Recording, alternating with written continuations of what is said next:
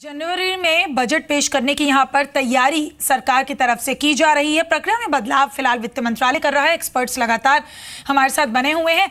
SK Goyal, आपका रुख करना चाहूंगी। अगर ऐसा होता है, इतने सालों से जो परंपरा चली आ रही है, जाहिर है वो बदल जाएगी, लेकिन यहाँ पर एक टेक्निकल सवाल ये भी कि प्लान और नॉन प्लान एक्सपेंडिचर जो हमेशा बजट में स्पेसिफिकली बताया जाता था, तो उसका भी डिस्टिंक्शन जो है खत्म हो जाएगा। आपको लगता है कि ये प्रोसीजर को सिंप्लीफाई करने का तरीका है, ऐसा होना चाहिए?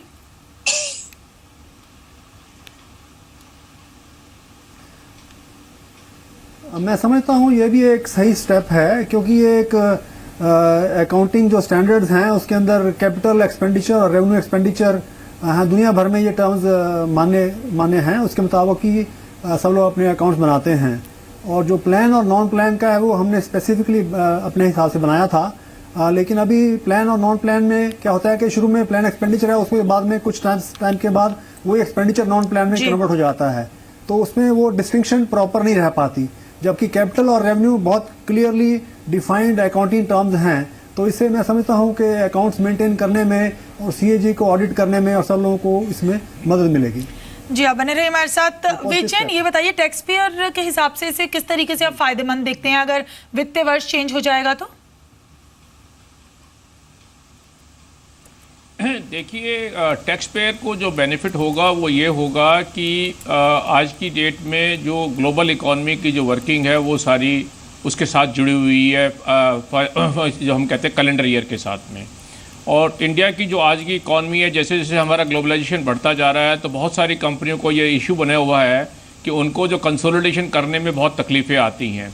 जो हम Q1 Q1 कहते हैं, उनके यहाँ Q2 होता है, और इसी तरह से जो हम अपने यहाँ पे Q3 कहते हैं, उनके यहाँ Q4 होता है।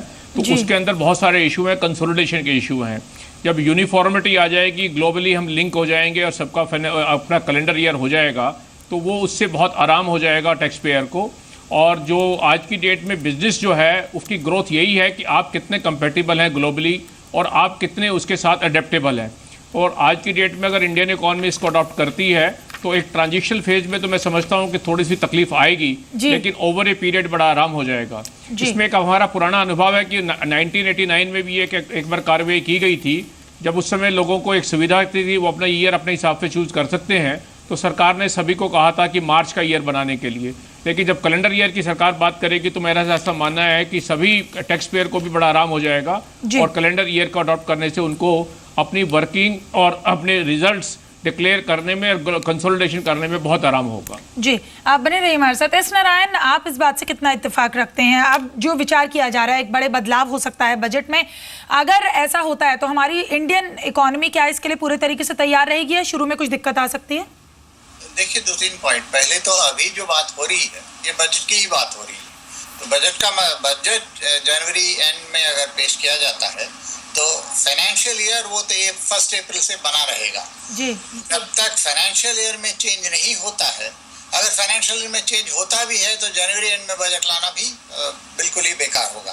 तो ये जैसे मैं पहले कह रहा था, ये इन दोनों को थोड़ा सुलझना चाहिए, सॉर्ट आउट करना चाहिए। दूसरी एक छोटी सी बात हमें सोचना चाहिए कि रेलवे जो है, railway has been an independent entity for all this for so many years, 100 years.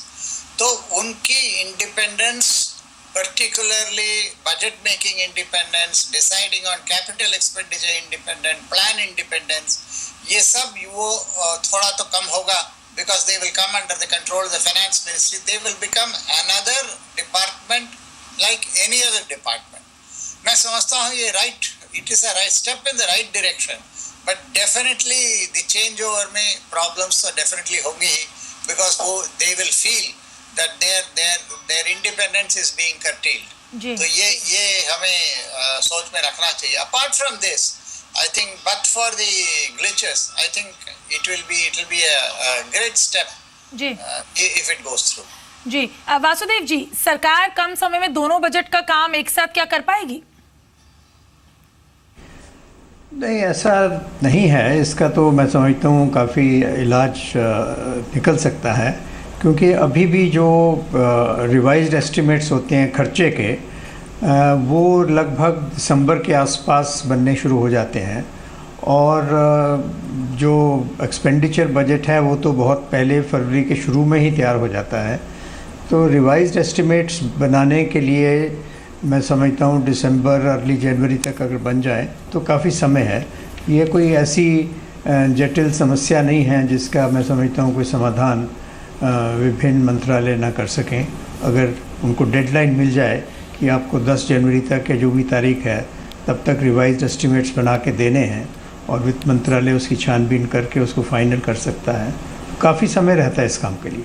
जी बहुत शुक्रिया आप सभी खास मेहमानों का इस चर्चा में हमारे साथ जुड़ने के लिए। तो कुछ खास ज़रूर होगा ये बजट, क्योंकि महीने भर पहले आम बजट लाने की बात कही जा रही है और रेल बजट भी अलग से नहीं आएगा, उसको उसी में विलय करने पर फिलहाल यहाँ विचार किया जा रहा है।